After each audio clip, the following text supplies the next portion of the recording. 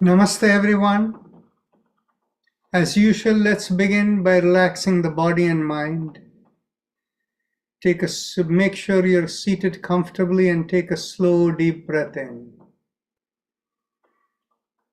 And as you exhale, feel all the tightness in the body and mind, all the stresses go out. Our usual disclaimer: when you attend this session, you do so with the understanding that you're responsible for your own well-being. Life in Yoga, and those of us who lead these sessions, we don't take responsibility towards the outcome of your participation here. So please exercise caution in whatever you do. Make sure you follow the rule of yoga that there cannot be any stress whatsoever in whatever you do. Everything should be done with such light effort, whereby you can have meditative focus in what you're doing. With that, let's establish the group consciousness. Think of everyone who is in this group as within yourself. Let's begin with the first of 3 Oms. Take a deep breath in.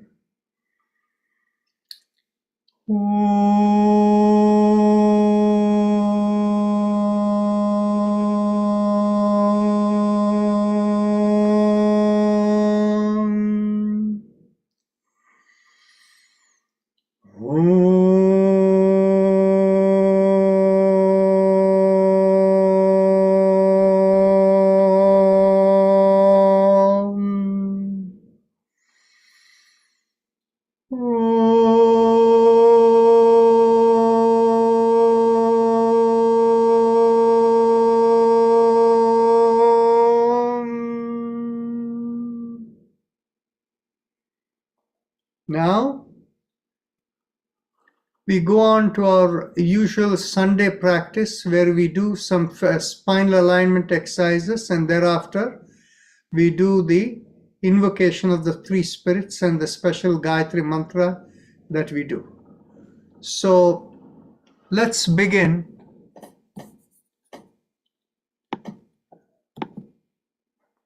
first with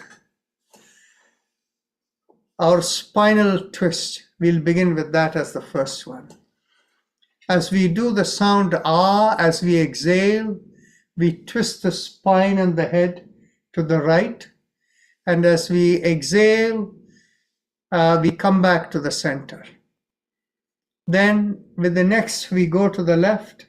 And as we inhale, come back to the center. Third exhalation to the back with the sound ah. And the fourth exhalation, chin down, and here we do the humming sound instead of ah. So let's continue. And as we do this, you have the choice of bringing your hands to your hips, or you can do freehand, in which case be careful about not overstretching. Take a deep breath in to the right.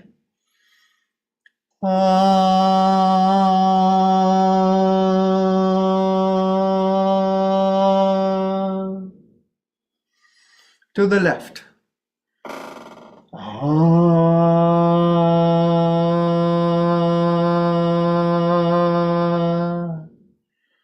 To the back.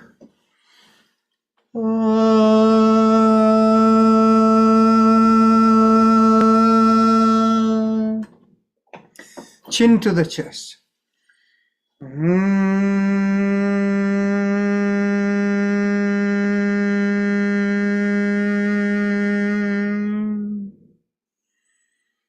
Second round, we will do twice in each side to the right.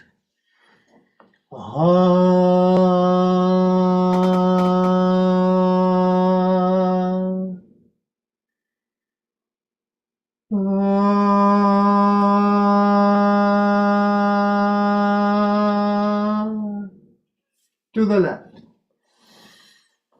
To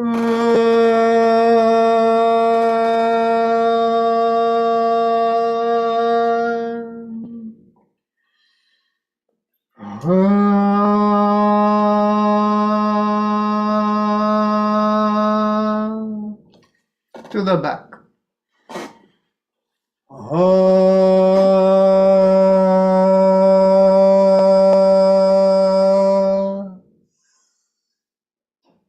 Chin to the chest.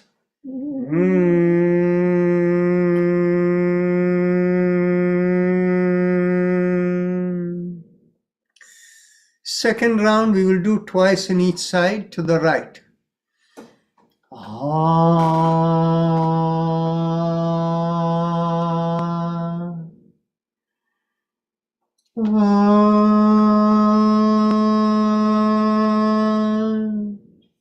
To the left.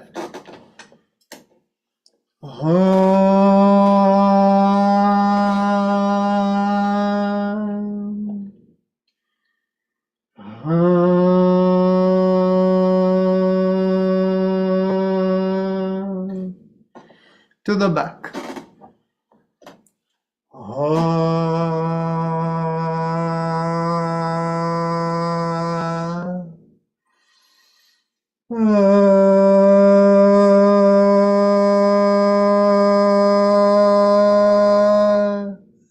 Chin to the chest.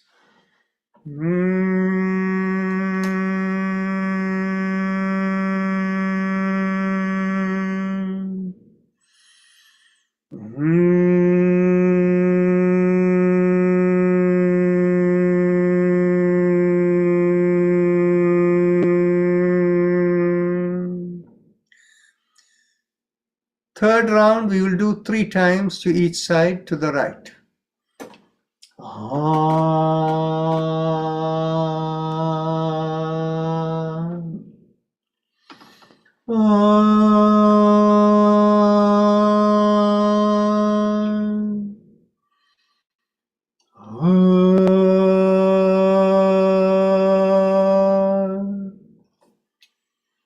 To the left.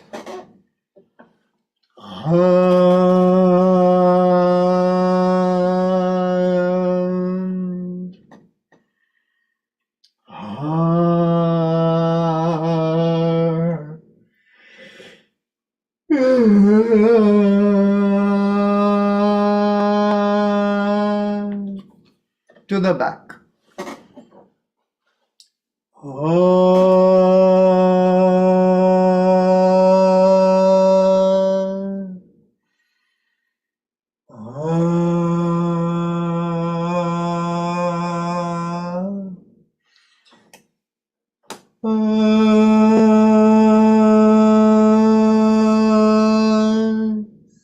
Chin to the chest.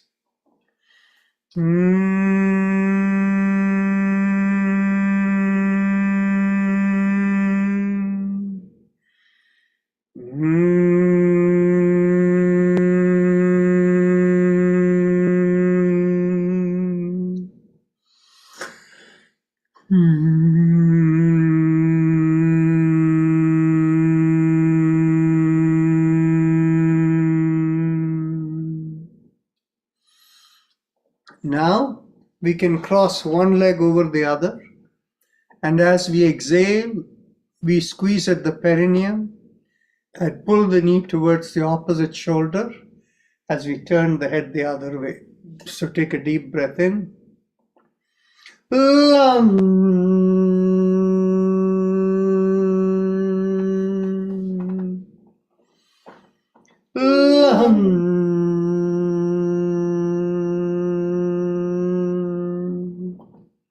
Last time.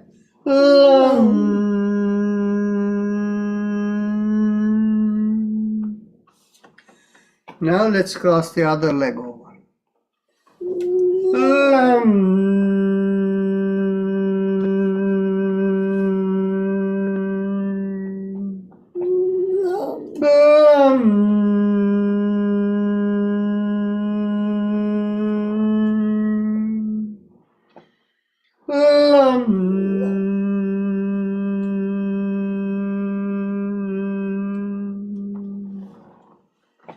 Now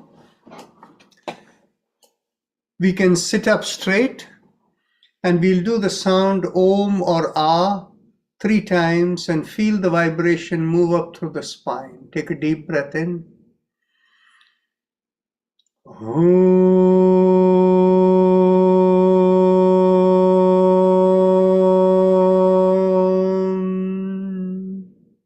Om.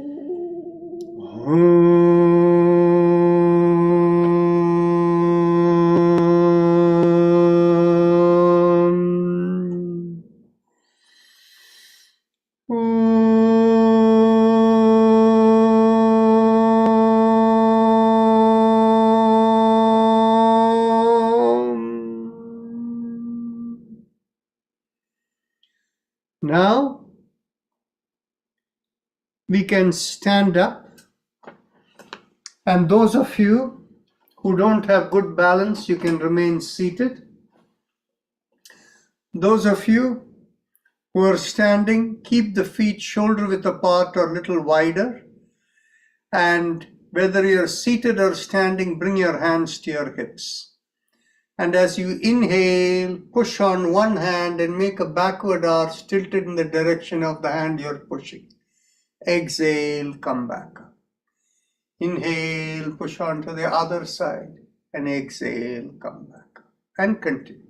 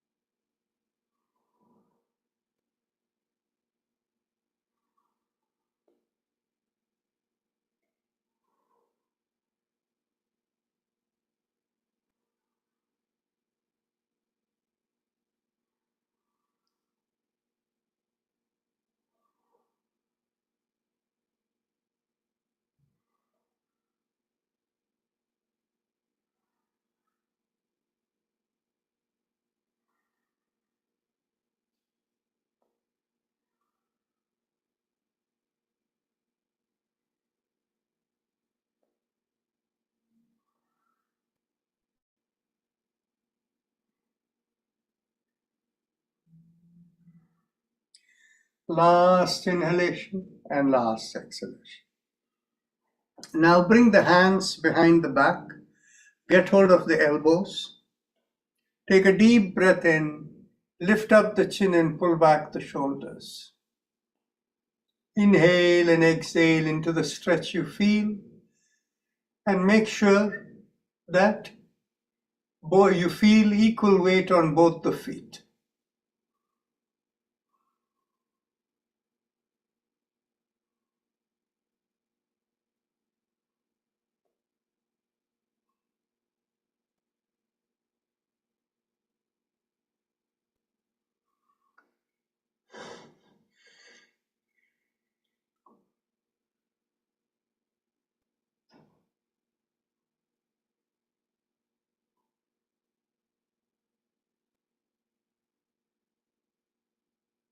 Take another deep breath in, and as you exhale, slowly come up. Keep the chin up and shoulder pulled back. Lean forward with each exhalation from the hips.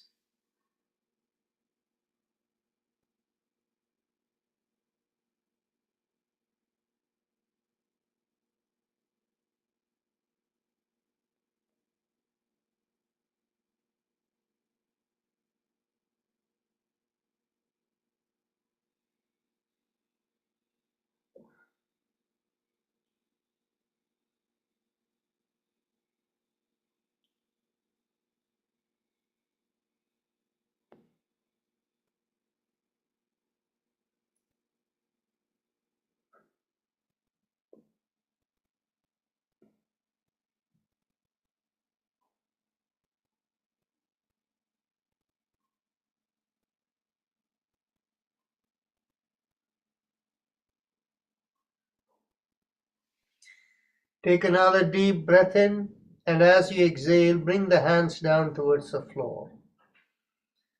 Get hold of the legs wherever it will reach. Take a deep breath in, and as you exhale, keeping the chin up, pull down as much as you can.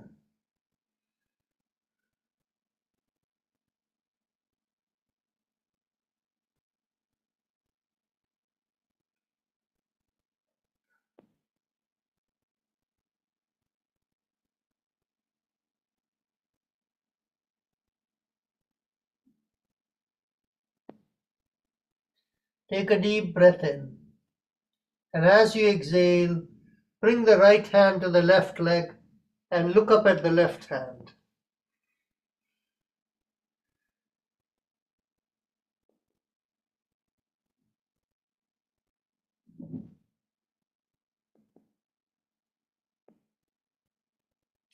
Take another deep breath in.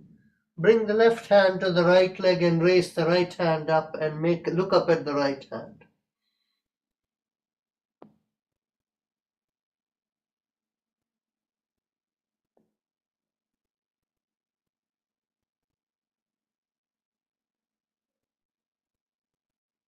Take another deep breath in. Bring the hands down towards the feet. And once again, keeping the chin up, as you exhale, pull down as much as you can.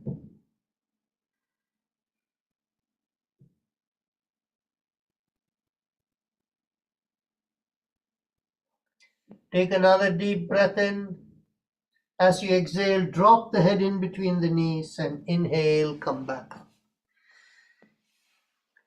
Now, we can bring the hands to the hips, and those of you who are seated, if you want to hold something for support and stand up, you can do that. And as you inhale, bend at the knees, exhale, come back up.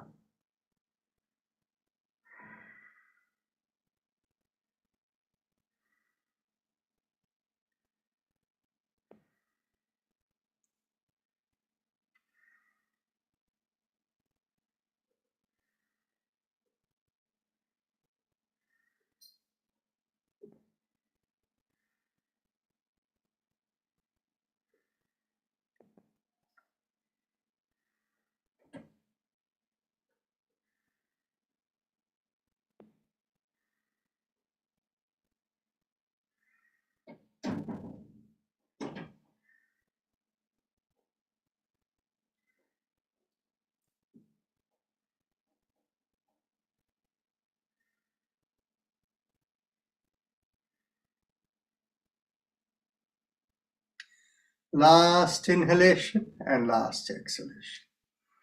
Now we can go around the hips. Inhale half a circle and exhale, complete the circle and continue.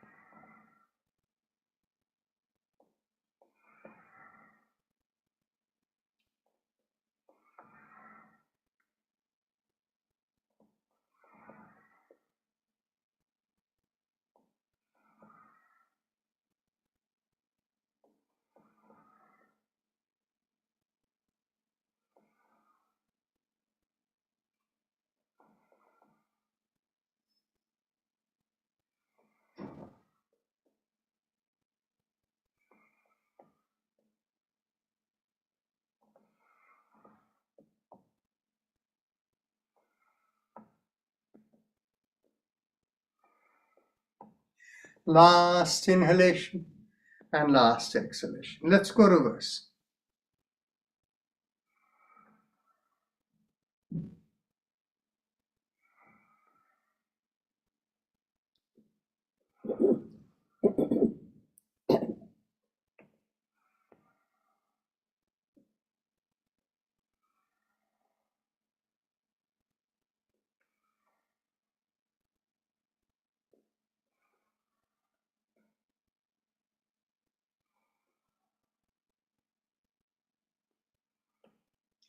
Last inhalation and last exhalation.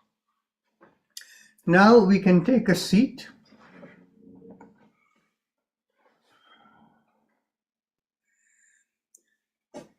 And now we can go on to our Bhastrika Pranayama. So pull back the shoulders, exhale, inhale, exhale, 2, inhale, exhale, 3, exhale, 4, exhale, 5, exhale, 6, exhale, 7, exhale, 8, exhale, 9, exhale, 10, exhale, 11, exhale, 12, exhale, 13, exhale, 14, exhale, 15, exhale, 16, exhale, 17, exhale, 18, exhale, 19, exhale, 20, exhale. Ujjayi Kumbhaka followed by Bhramari.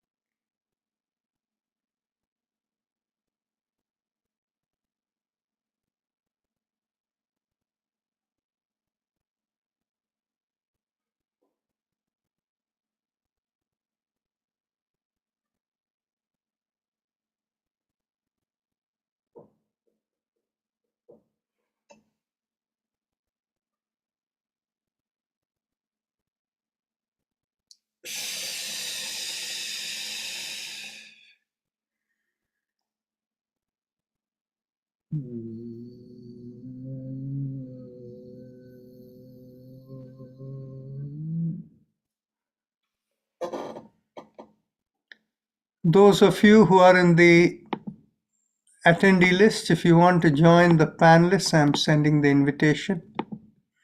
Let's go on to the second round.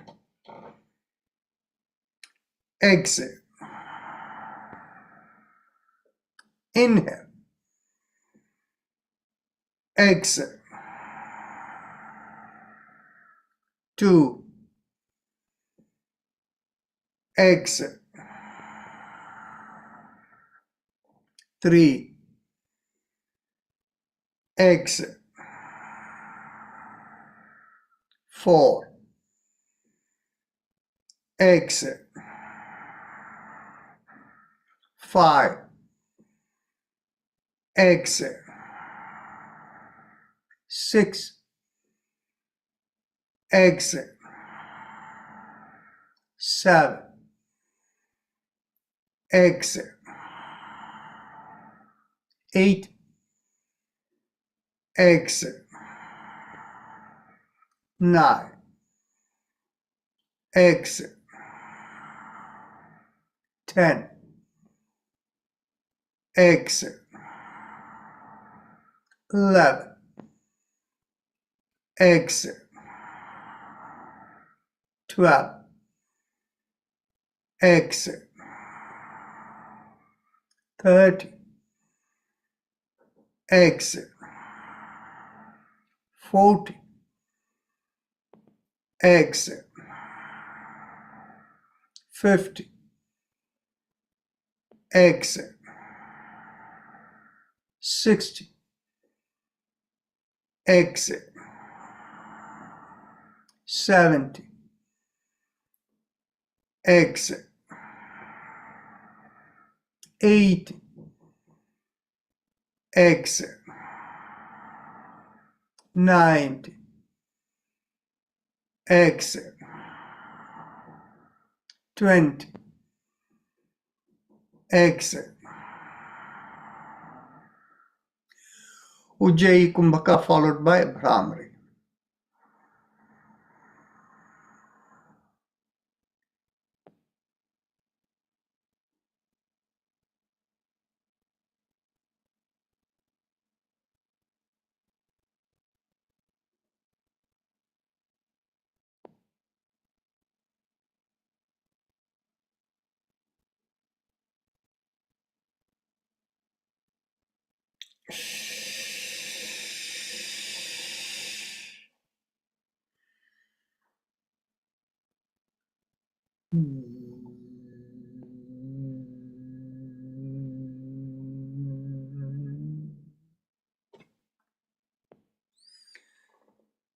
Now, let's go on to the last round of Bhasrika.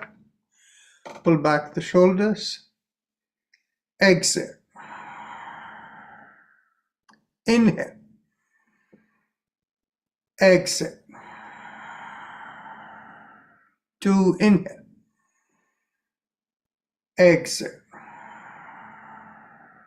3, exhale. 4, exhale. 5, exhale. 6, exhale. 7,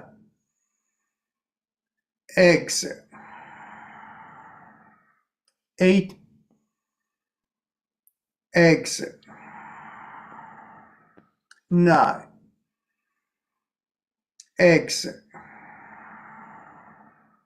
10, exhale. 11, exhale. 12,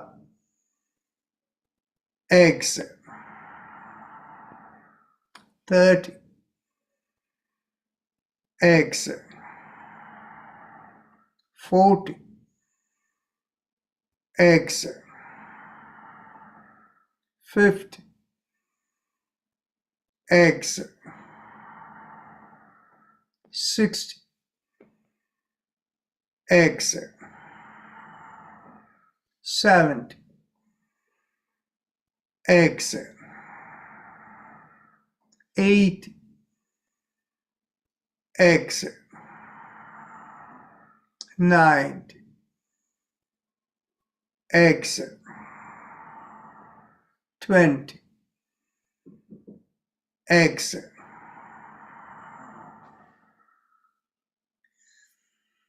Ujjayi Kumbhaka followed by Bhramari.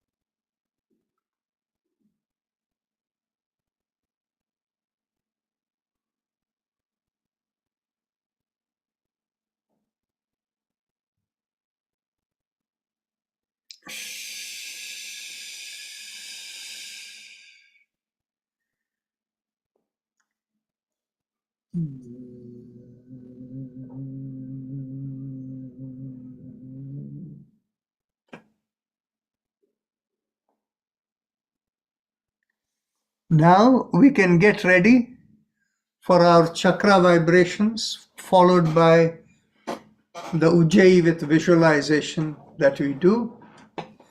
So bring your awareness to the perineum And as we squeeze at the perineum, pressing on the little finger with the thumb, we do the sound lum.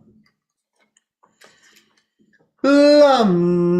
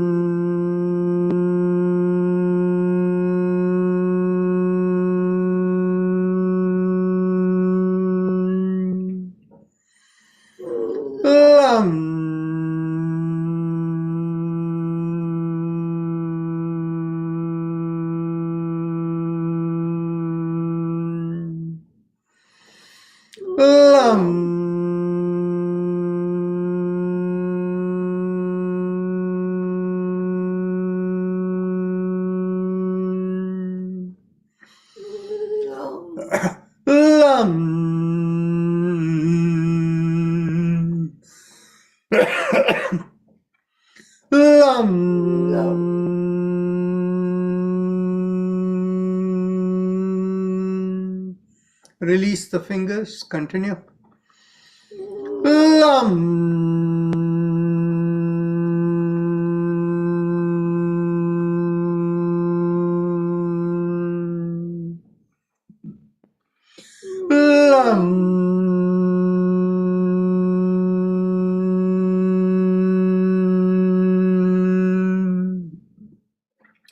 Last time.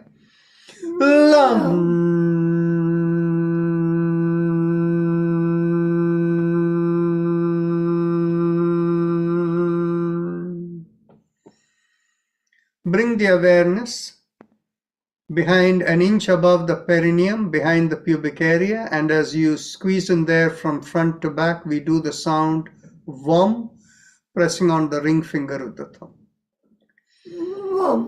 VOM.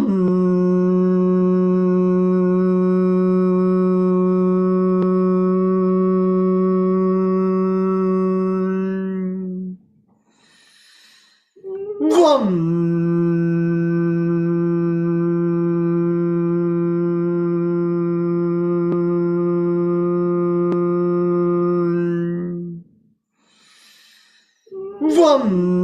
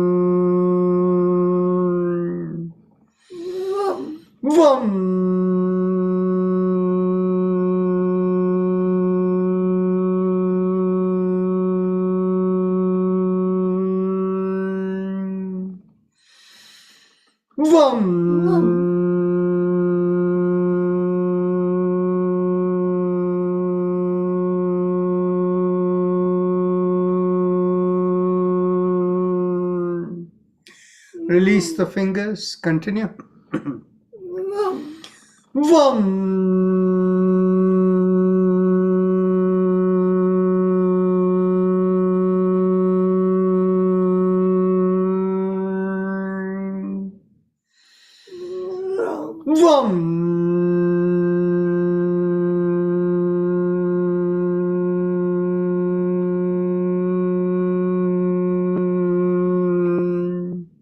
Last time.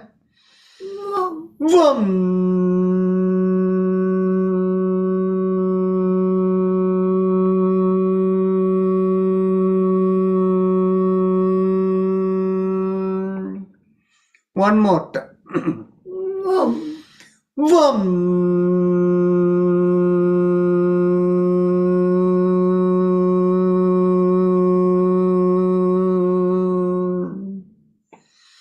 Bring the awareness behind the navel in the middle of the body.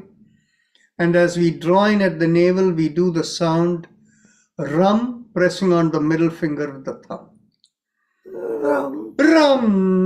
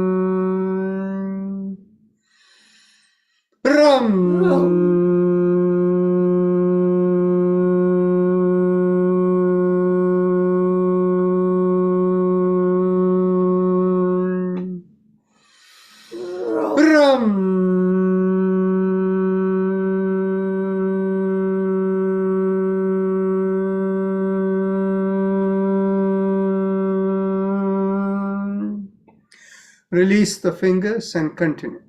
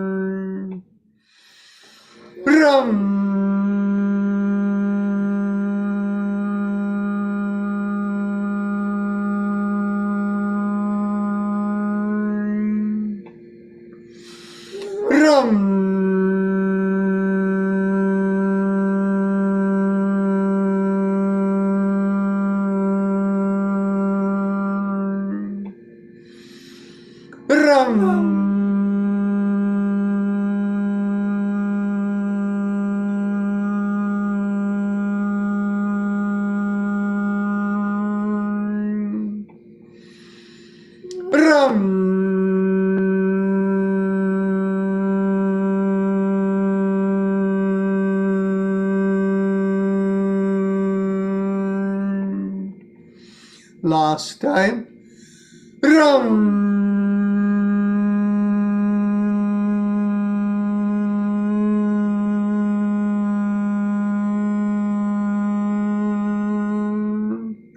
One more time.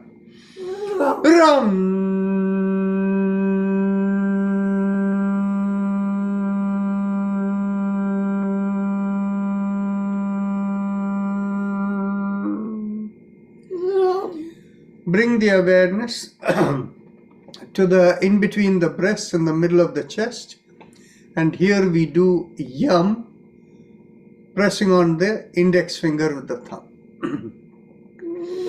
Yum.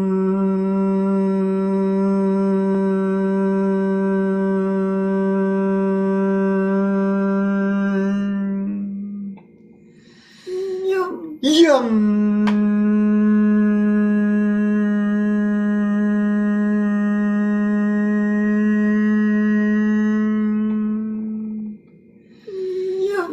Yum.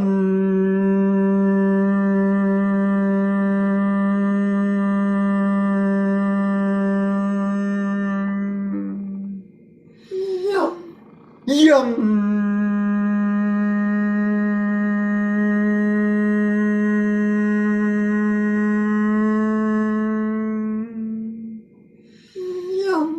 Yum.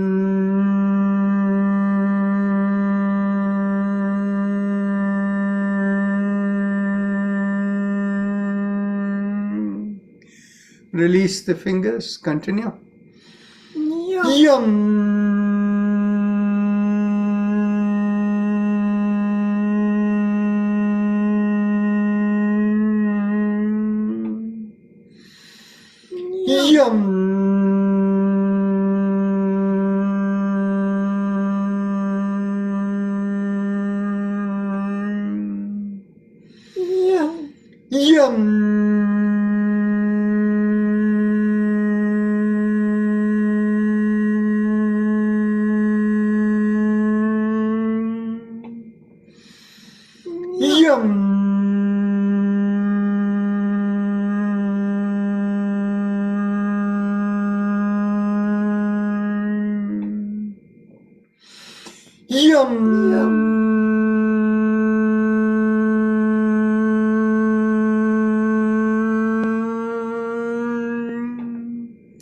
Last time.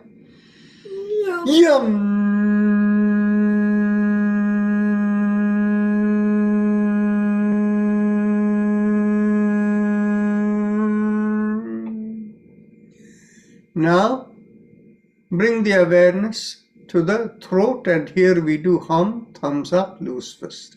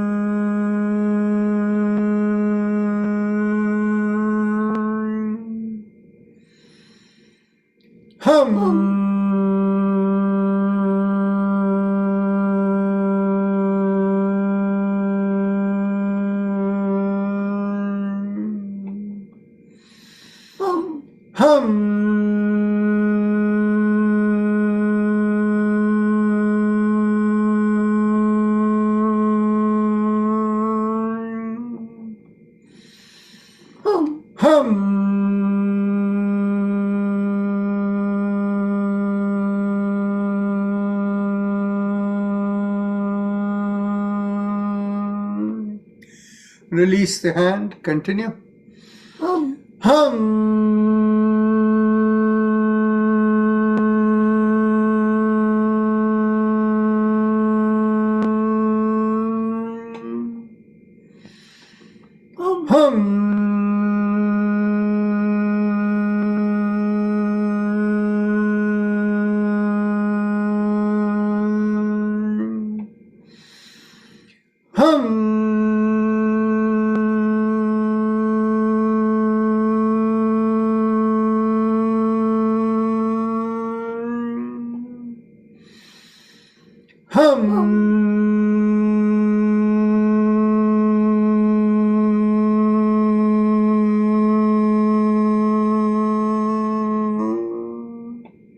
Last time.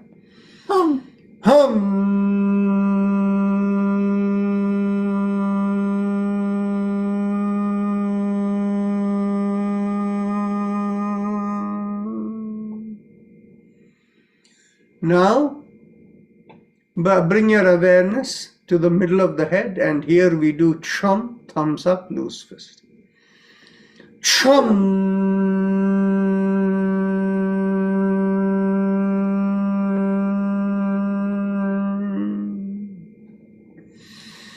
Chum.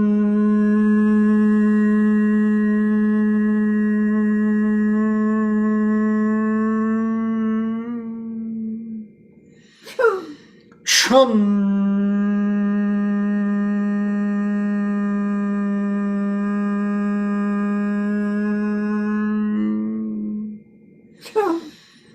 Chum.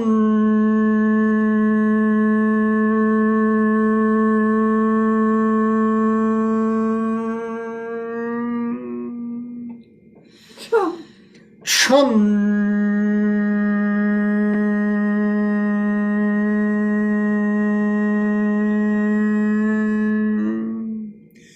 Release the hand. Continue. Chum. Chum.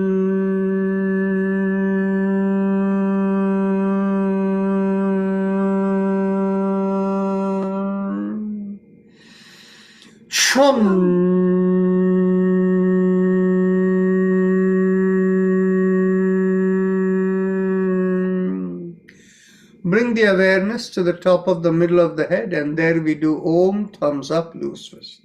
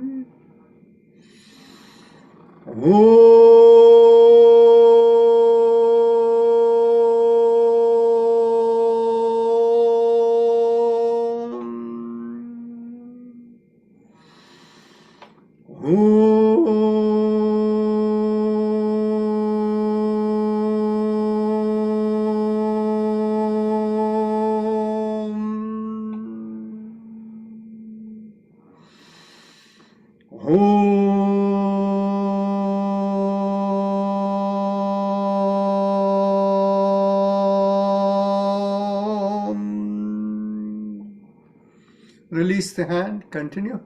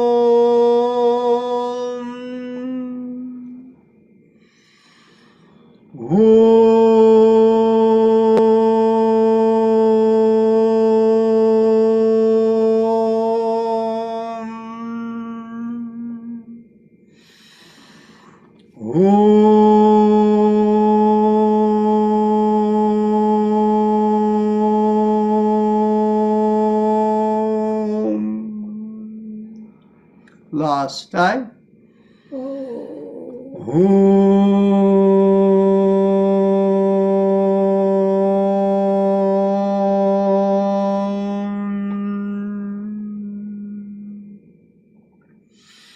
Now we can go on to the Ujjayi Pranayama, the happy face breathing. And as you, let's first go through the basic Ujjayi, and hopefully all of you here know it. Bring your awareness to the bottommost part of the mouth, the throat area. And as you inhale and exhale in slow, deep breath, feel like a mild sucking sensation when you inhale and a reverse sensation when you exhale. The breath must be slow and smooth and relaxed, with the lips firmly closed so that you're only breathing through the nostrils. If you're unable to feel the sensations in a gentle way, then in which case make a big smile with the cheeks coming out and continue the same breathing. But the cheeks coming out will create a slight stretch in the bottommost part of the mouth, and when the air is going in and out, it will feel like it is rubbing along the stretch. So continue.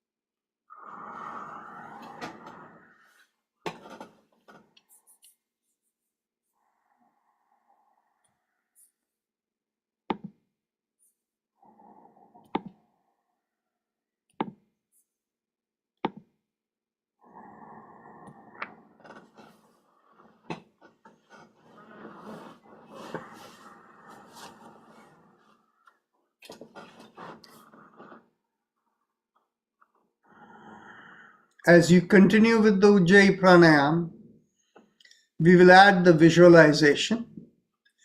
Bring your awareness to the lowermost part of the sternum and visualize along the front of the body as you inhale in Ujjayi, going up through the front, over the forehead, curving over the scalp, and coming up to the middle of the head where the inhalation completes. And when you exhale in Ujjayi, feel it go through the middle of the body, all the way down through the 7 chakras, all the way to the perineum. So continue with this visualization.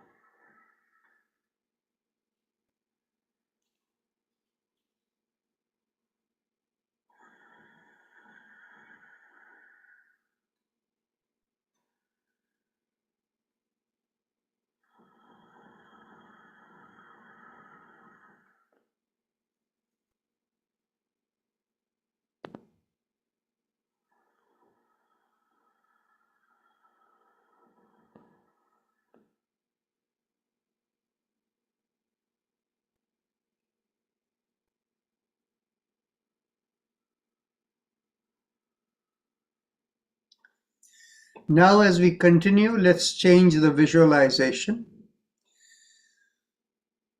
As you inhale, we will begin from the tailbone, the tip of the tailbone, and we inhale along the spine all the way to the back of the head. And as you exhale from the back of the head, go down all the way down the spine to the tip of the tailbone. As you do this, if you find any resistance anywhere, you can mentally do Om Om Om Om Om Om Om as you inhale in the same way as you exhale, and continue the Ujjayi this way.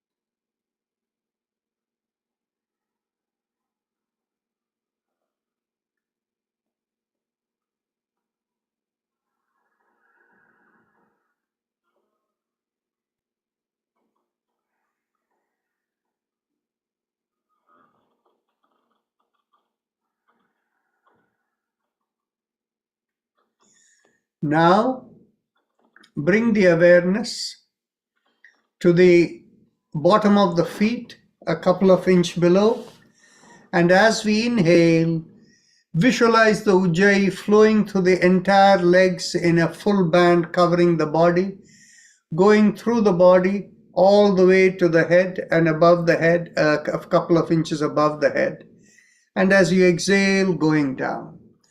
As you inhale, feel like there is sensation coming from the soles of the feet and the palms of the hand, and all of them going up right to the top of the head. And exhale, coming down. Continue.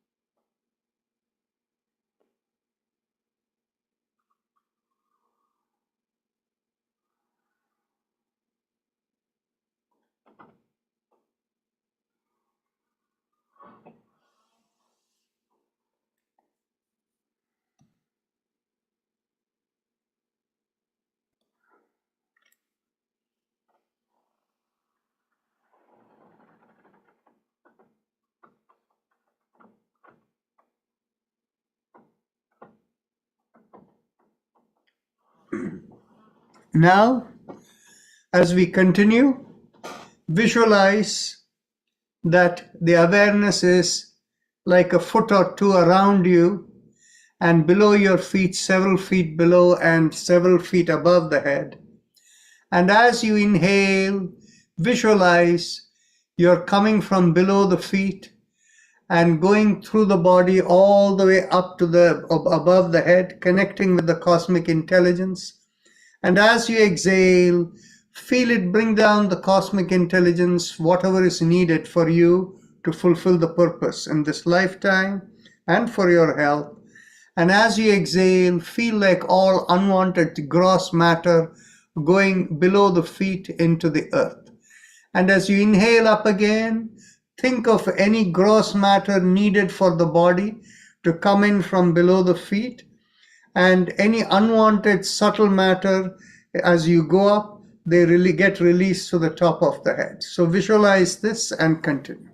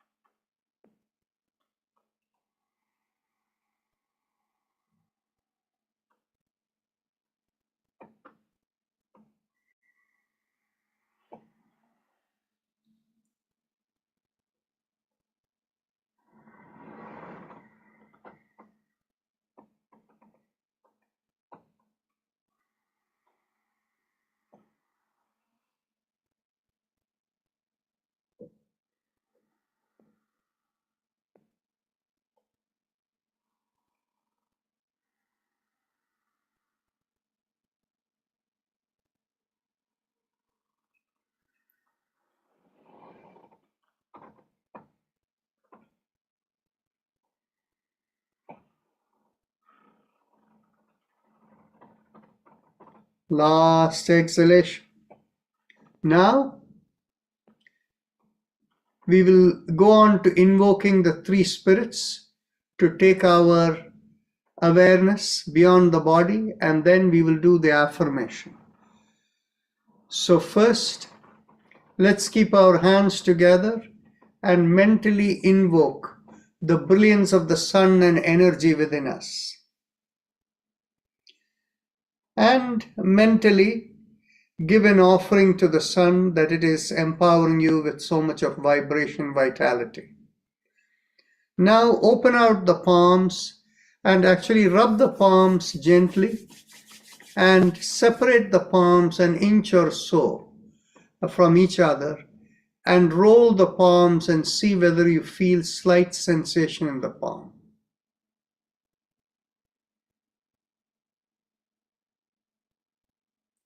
Now open the palms, keeping the little fingers of both palms touching together. And the moment you open, if you felt any vibration when you were doing before, now you feel less vibration or nothing.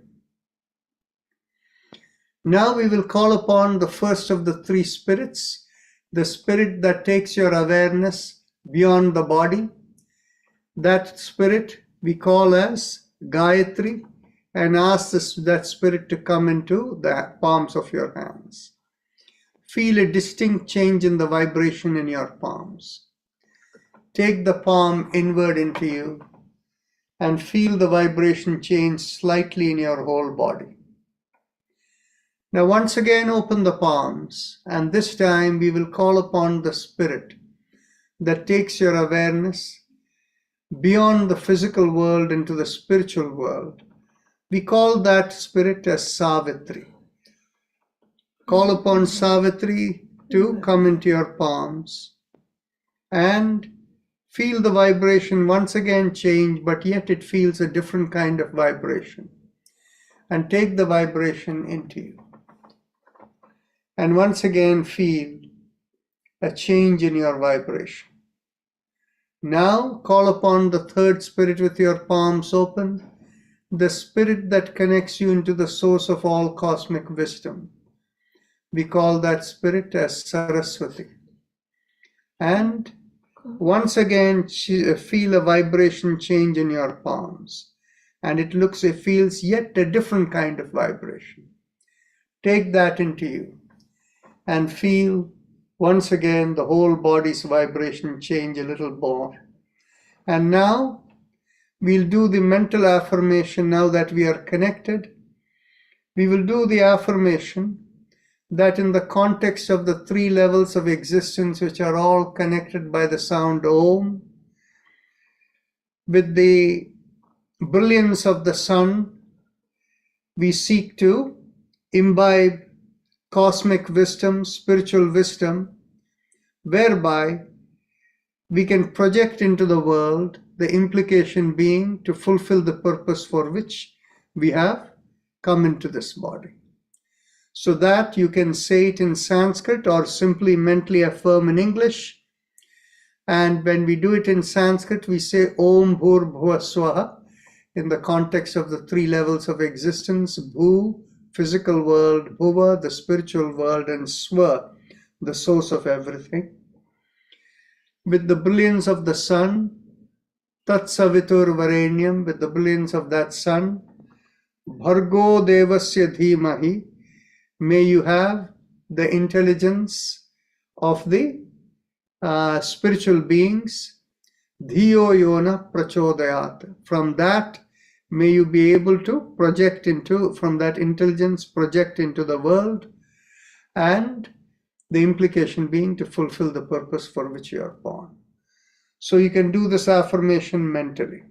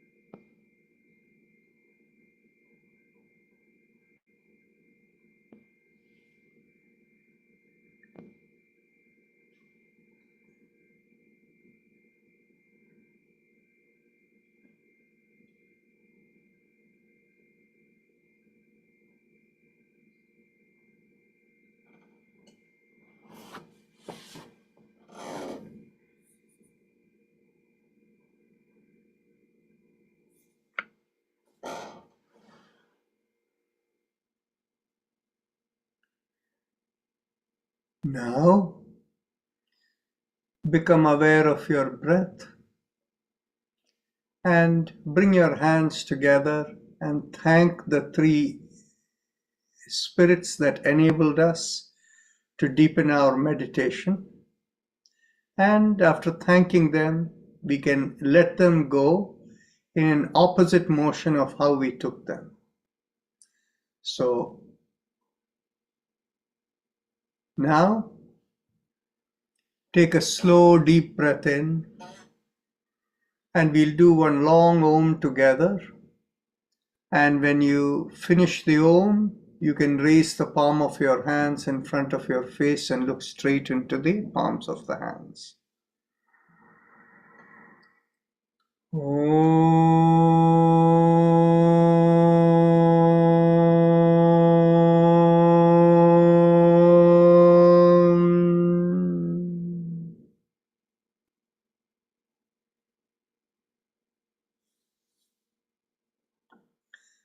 With that, we end the session, practice session for today. But today being Sunday, we have the opportunity for any discussion, any thoughts, comments, questions, anything that you might have. So feel free to unmute and speak up. May I speak, Dr. Rajan? Namaste. I want to apologize for my hearing aids malfunctioning and my technical problem. I created noise in the program. No, there was no noise coming from you. Thank You you. were muted. Everything was fine. Today, after I finished the meditation, I had to stop a couple minutes before I let the spirits go and thank God and did my Om. At that time, I started to see a lot of light around me. But thanking God and letting the spirits go, my eyes were still closed. I saw a lot of light. Before that, I did not, but this was all around me. Very nice. It felt good. It felt good. I thank God more. And I thank you for bringing us to that point. But I have some questions this time. Yes. At least I can talk about myself. I grew up immediately post-partition time. I was a very young child when India-Pakistan partition took place, and there was hardship and there was illness in the family.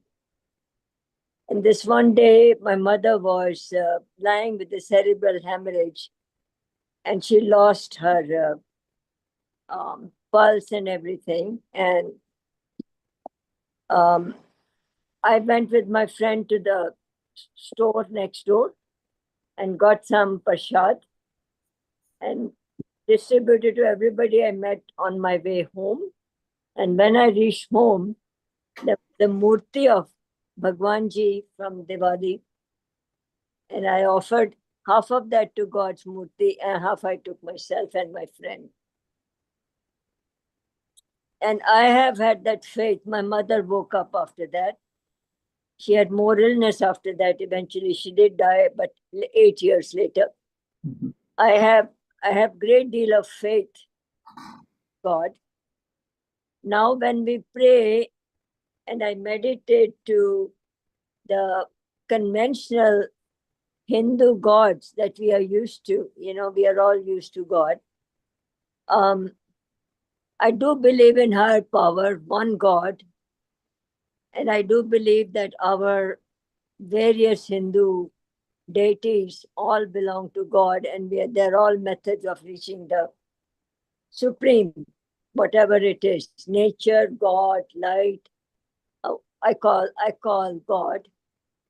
But for me to just pray to the supreme and not have my God, the deities in my mind, it frightens me to lose that connection. Is that something that other people feel too? Okay. Actually, let me provide a little bit of clarity over here. Okay. See, what happens is we live in 3 levels of existence, but we also can look at it at 4 levels. बंद करा बंद करा है Okay, so in the 3 levels of existence, the physical world, the spiritual world, and the source of everything that we call as God. Now, or Ishwar, whatever name you want to call it.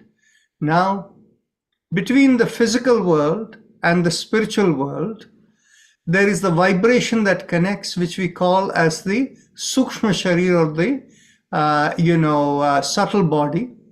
The vibrations that are connecting from the spiritual world down to the physical world to manifest into the physical world. So when we invoke, now in the spiritual world, everything in the physical world has its real concepts, or the real entity is in the spiritual world, and the physical world is only a projection. Now, that spiritual world and the physical world together in yoga is called Prakriti, and the source of everything, God, is called Purusha. Now, in this spiritual world, while everything in the physical world is there are also other things which are not there in the physical world. There is the spirits that enable the beings in the physical world. Generally, the way in which it is understood is there are 3 entities. The most important entity is what we call as the rishis that are in the spiritual world, and the saptarishis that are often referred to.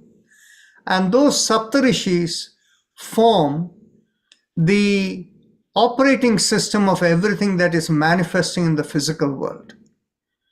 And the other entity that is important is the devatas, as we call them, and that's another spirit. The rishis are one categories of spirit, devatas are another categories of spirit. The devatas, unfortunately, people have called them gods and things like that. They are not gods. Devata literally means, div means light. So deva means a being of light. So devatas are all beings of light. So in other words, they are simply vibrations, specialized vibrations. And those vibrations enable us to live in this world in a way where all our sensory faculties and everything work for us in every part of the body. Now, we have to also realize that even though we think of ourselves as one entity, we have several trillions of cells in our body, and certain groups of cells form different organs in the body. In fact, every one of the cell has its own representation in the spiritual world because they are live on their own. And every organ has its own spiritual, presence in the spiritual world that projects over here. And yet, we as a conglomerate organic system, we have a higher level of control, and all these others have lower level of controls, but everything has an independent presence in the spiritual world. Now, the devatas and the rishis enable the functioning of all of these things that are projected into the physical world. So it is not a good idea to call as gods, God, and all of these things. So whether we think of Ganesh or whether we think in terms of, Shiva, Vishnu, whatever, all of them are in the spiritual world. They are spiritual beings, but it is unfortunate in our system the way in which we have used Devata, thanks to many of the English people who are kind of trying to interpret during the colonial era. They made them all into gods with a small g, and the same kind of thing relating it with the Greek system. And in fact, what it is the Greek system, the systems in Africa, that is the voodoo system, all of them have the same thing. Now, in order to be able to experience, or actually the experience a wrong word, in order to be able to even connect into Purusha, which is the God, the one God, the only way to do it is we first need to open the channel through the spiritual world. When we are simply at the body level and we are unable to connect beyond, then in which case the concept of the spiritual world and the concept of God is all very abstract and not real at all. It is just in our mind. Whereas on the other hand, when you're able to connect beyond the body, the first place of connection we connect into is the spiritual world. In fact, what happens is, when the spiritual world connects with us, in the Panchaprana flow, it comes to the top of the head, and then it flows along the back down the spine. And from the spine, as it comes down, it percolates the energy into every chakra and to all the organs in order to fulfill the purpose for which each cell in the body is functioning. So that's the pathway when it is coming only from the spiritual world. Whereas on the other hand, when we connect into God, we also connect into God through the spiritual world, but only thing is, the connection comes into us differently, and that is the Udanavayu. And that connection comes through the front of the body and goes through the middle of the head and connects into the Purusha plane. When we function as a whole, we need both elements together, because the Purusha element is what makes us alive, a live entity. And the nature of the live entity is to change anything it wants to. So you have, the sentient entity has the ability to change things. So when you change things at your own spiritual level, in other words, in your spiritual level, you decide that you're going to be an observer. Your mind is at the spiritual level, but the mind and the default processing are little few different things. The chitta is a processor with a programmed entity, and that chitta is there for inanimate also. Whereas on the other hand, the chetana or the live element for an animate things, that is a separate connection into the Purusha level that enables the mind to function and to be a reactive element and to make changes and all of that. So the part is, we shouldn't worry about whether we are invoking spirits or reaching to the higher God, to the source of everything, the God. But on the other hand, spirits are helpful for you to reach the higher plane of God. So we shouldn't use the word gods at all. Let's just use the word devatas as helpful spirits that can help you to connect into God. So that would be the structure I would propose. And in fact, what it is we need both the connection. We need the connection to the spiritual world as well as the connection into the source of everything, so that we can function as a full being to serve the purpose for which we are born. Is that helpful to that structure of how it is?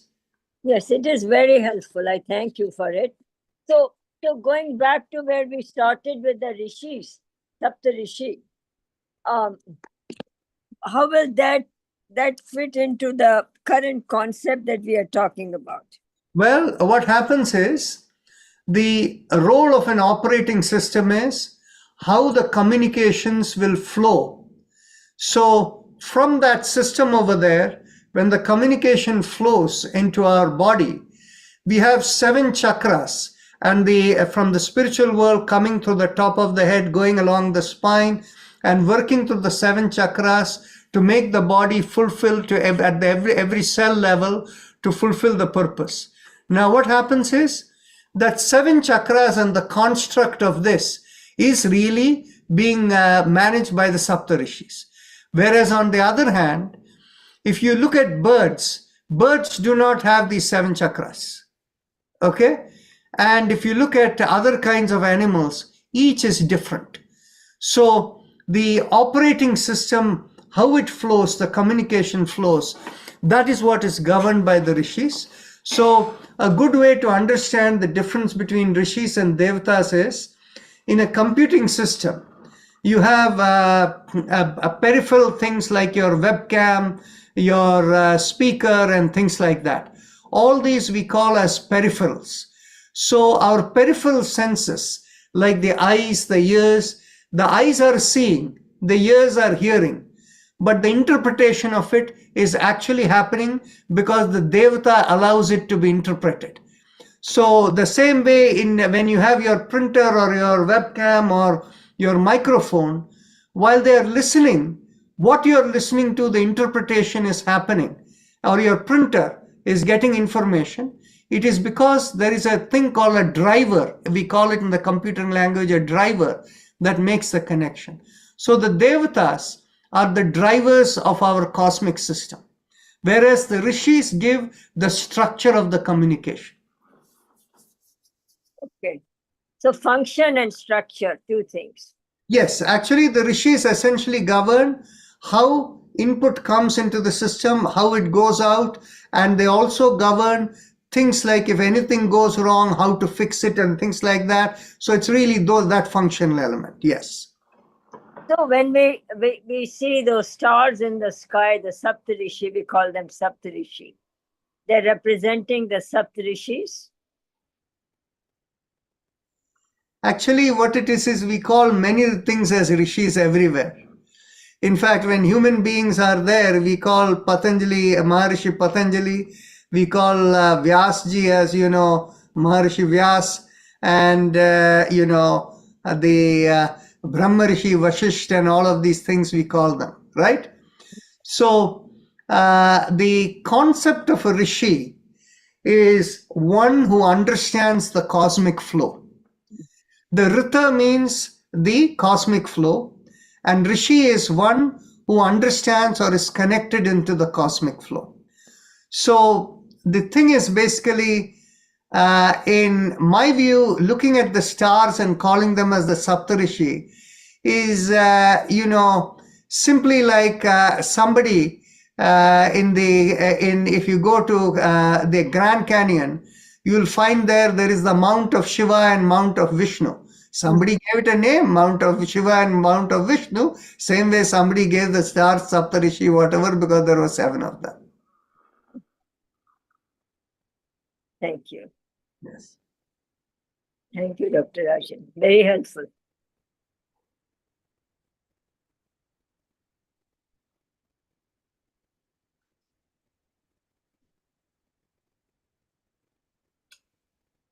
Any other questions or thoughts from anyone? Yeah. You know, I noticed Dr. Reno, when she was asking her question, she mentioned the part about like being afraid of losing her connection, like her connective ability. Does everybody kind of have that a little bit? No, you never need to be afraid of losing your connectivity. What happens is when we are relaxed and letting go mode, automatically we are connected. And only when you are relaxed and that mode, you can go into deep sleep. And when you go into deep sleep, you're automatically connected. Mm-hmm. And so we don't even need to think about it. In fact, what it is it is the mind getting in the way to disturb you rather than anything else. So after I understand what you're saying, the connectivity is through the devtas.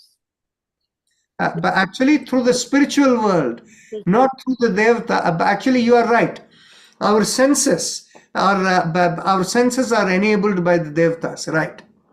So, And that's why you can sense things. so Yeah. unless you have a strong connection to the spiritual world, you cannot reach the cosmic world either.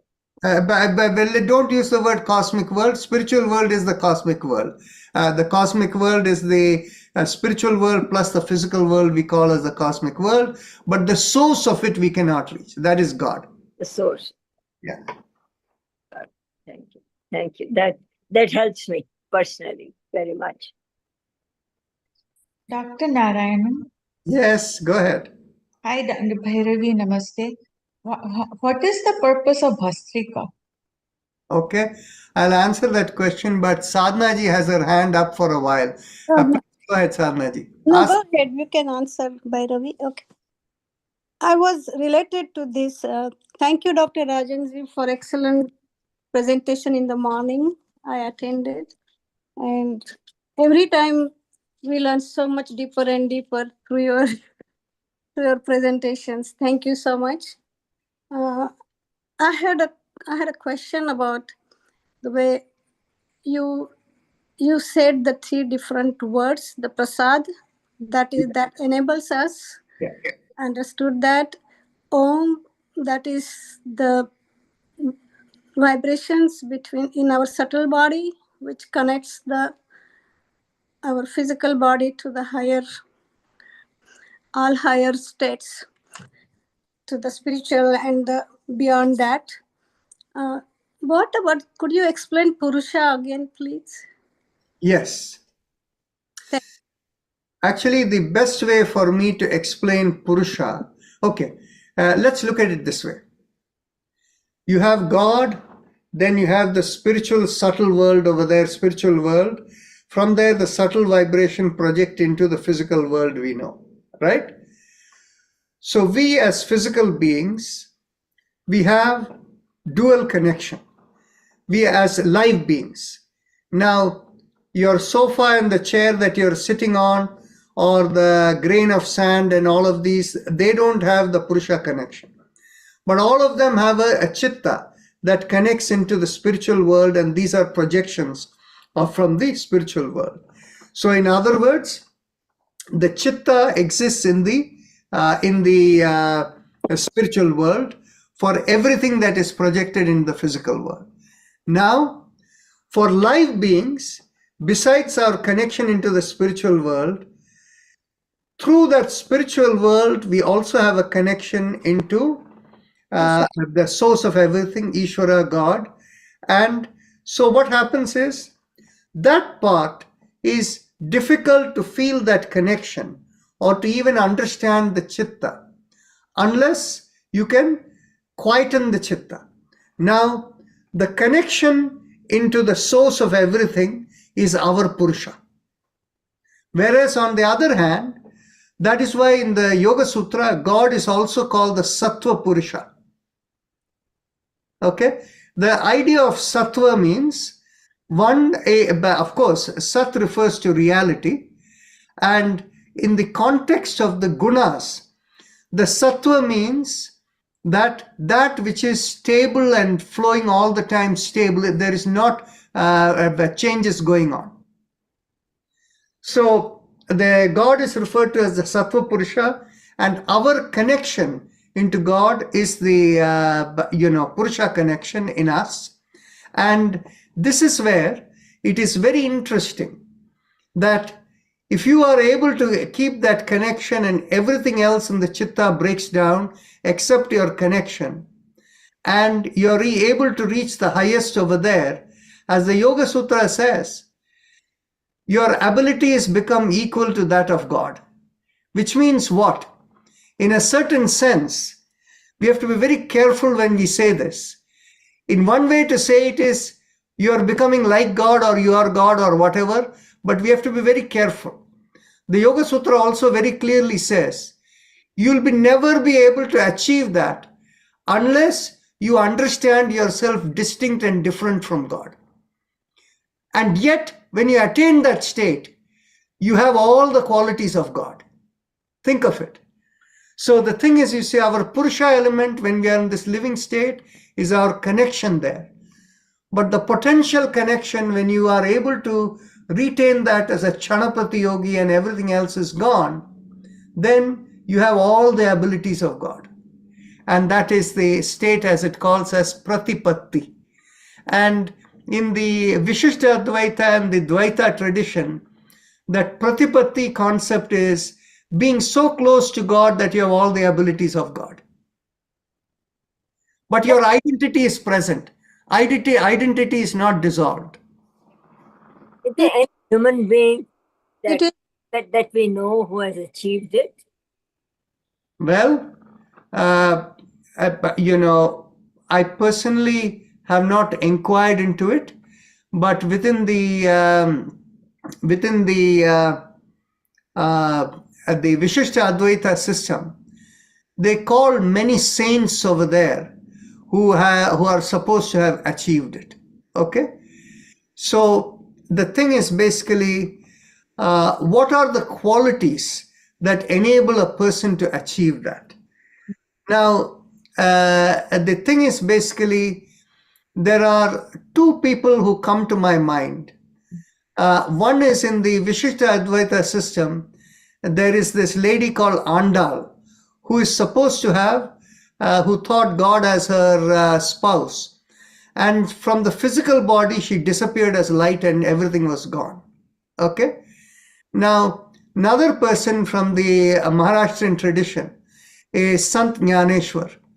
Sant Jnaneshwar basically is supposed to have just simply walked in to a place, and he also disappeared over there. Okay, and the one other thing that is of great interest is, if we think in terms of Sant Kabir, it is said that when he passed away, there was a fight between Hindus and Muslims whether to bury him or cremate him. And I don't know whether the story is true or not. Okay, but what they say is that when they lifted the cloth under which he was there, right, they saw that there was no body over there, just a bunch of flowers. Okay, so we don't know whether these people reached that level or not, but clearly there are indicators of being able to disappear on their own. Now, that ability to disappear is essentially what we are talking about is, they are able to break down everything that is physical, and everything of the physical has the physical element is the projection of the representation in the spiritual world, which means what have they done? They have completely dissolved everything in the spiritual world. That's why the physical one disappears, right?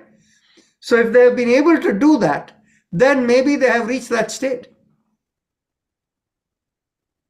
Yeah, Sant Jnaneshwar could move the inanimate things also. Yeah, Inanimate things, yes. he could also connect into inanimate things to move them. Yeah. And that was of a different dimension altogether, because what happens is, to connect into animate through the spiritual world is possible. Whereas on the other hand, to connect into inanimate, what happens is, you need to connect into the queen of the spiritual world, that is Mahamaya or whatever. And to control Mahamaya, as the Yoga Sutra describes, that Prakriti Mahamaya is only applying the rules, right? So to change the rules and to access it that way, you have to go through the head of Mahamaya, on the top of Mahamaya, which means it has to come through the Ishvara connection. And now, Bhairavi, you had asked the question about Bhastrika, right? Are you there? Yes, please. Yes, please. Thank you. You asked what is the purpose of Bhastrika, right? Yes.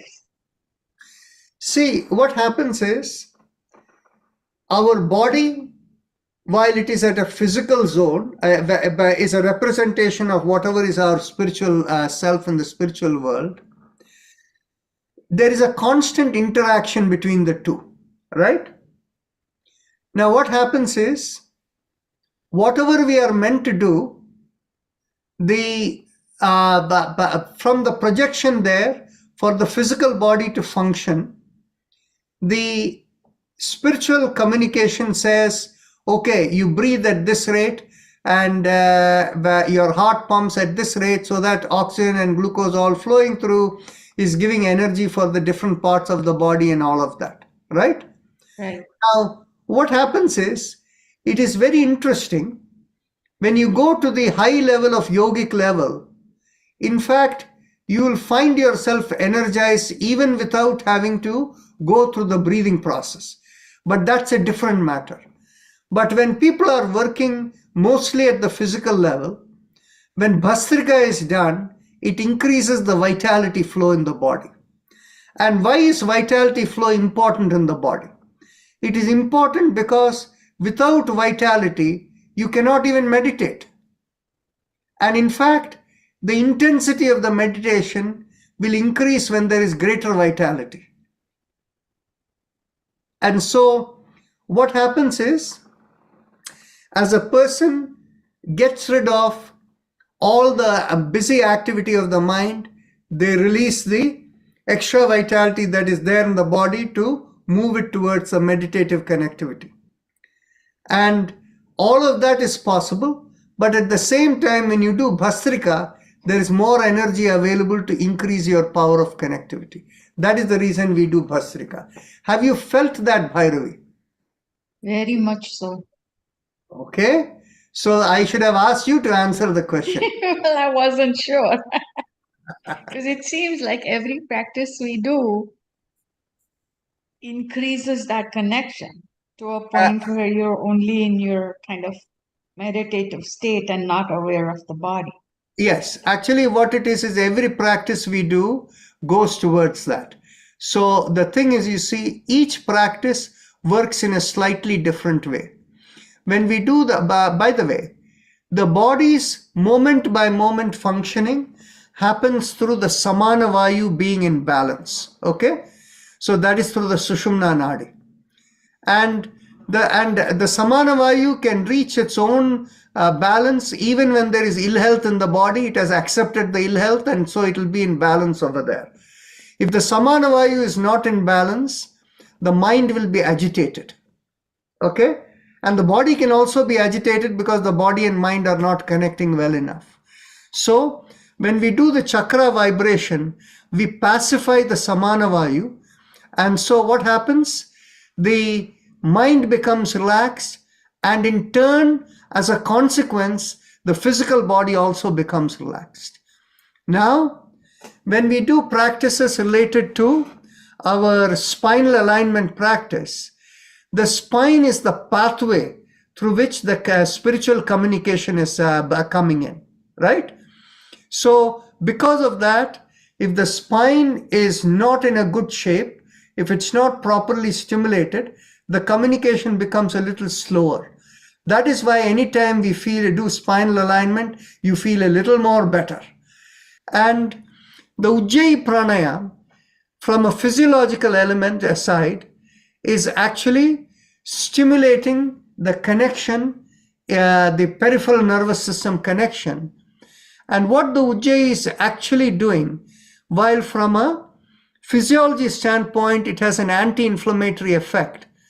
The real thing that it is, so the Ujjayi pranayama is doing is, instead of simply focusing on the spiritual connectivity through the spine, we are actually enabling the spiritual connectivity of every organ system and every cell in the body, because that connection spreads, that enables everything to function in a better way. So instead of this whole organism, you're also giving the sub-organisms within you a better connection pathway. That is what Ujjayi enables.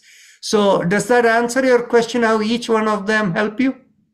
Yes, Dr. Narayanan, every Sunday, actually every time I attend, it's amazing, but Sundays are the best.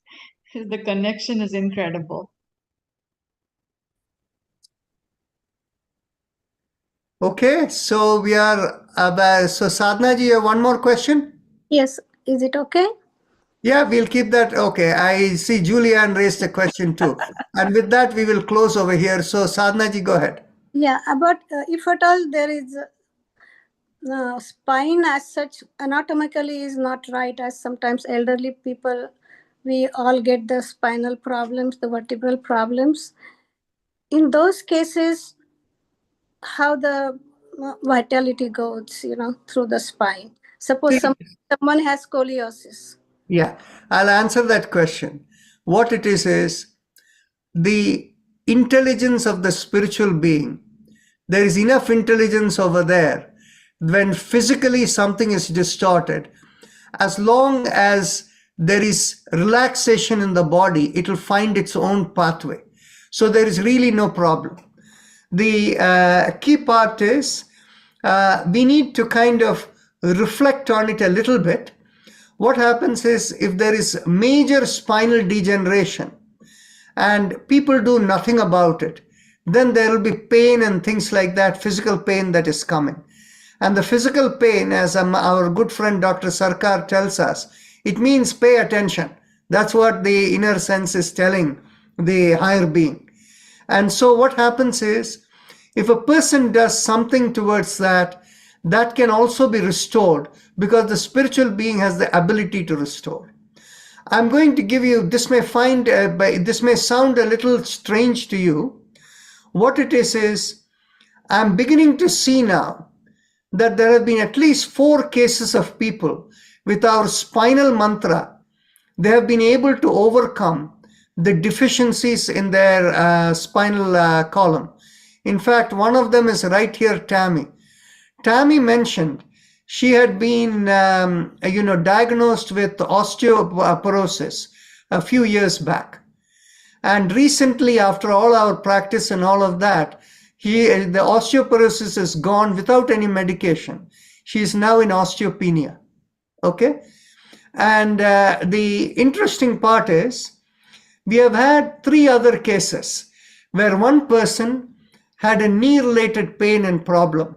And this was diagnosed as a deficiency in the anatomical part that is basically wearing away of the bones or cartilage or whatever. And just by the spinal mantra, the knee got restored. Now, a third person had a neck-related problem. And the neck-related problem had been there for several years. And after about 6 months of the spinal mantra, that neck problem got restored and the person became all right. So what we are talking about is physical anatomical structural issues getting taken care. The 4th person is actually me. And I have a severe problem, or had a severe problem, in 2 places for me. One is my lumbar region and the other is the cervical region. And both of these have substantially improved over these few years of this practice of the spinal mantra. So in other words, what I'm saying is, if somebody has serious degeneration of their spine and all of that, and if they have, faith in what they are doing, just attending our daily session may give them a lot of relief. And in fact, what happens is, I don't believe that, the scoliosis and things are completely permanent. There may be little remnant of scoliosis, but on the other hand, it will change itself to a point where the functioning of the nadis are all fine. And remember, the nadis are not anatomical. The nadis are subtle. So what happens is the subtle element are passing through certain tissues in a certain way. So when there is scoliosis, the tissue might have changed the place through which it normally flows or whatever, but it will find its pathways. There is no problem with that intelligence. So Julie, go ahead. What is your question? Yeah, so I first want to thank you for today. It was amazing. I learned so much.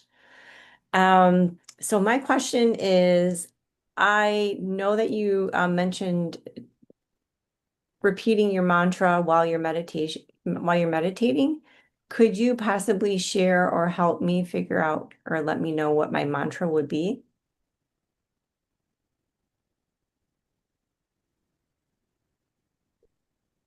No, I cannot find one for you, but for you, you can do the Haim Im Om. Okay. That's good enough. No, why can't you find one? That's just a question. See, what happens is, the thing is basically, this is explained in the Kashmir Shaivism. People fall into 4 categories. That is, Shambhopaya is the one solution for the people who are in the highest purified. They don't need any mantra and they automatically connect. And the second level is Shaktopaya. Shaktopaya are the people who have very little karmas in them, and so for them, mantra is eligible as a way to open up directly, so that is fine. And you're clearly not in the Shaktopaya regimen. You're either in the Shambhopaya or in the Anavopaya. And so the thing is, that is the reason I cannot find a specific mantra for you. Whereas on the other hand, the Haim Im Om will work for you. Okay, so you said the Shambhopaya or the what other category?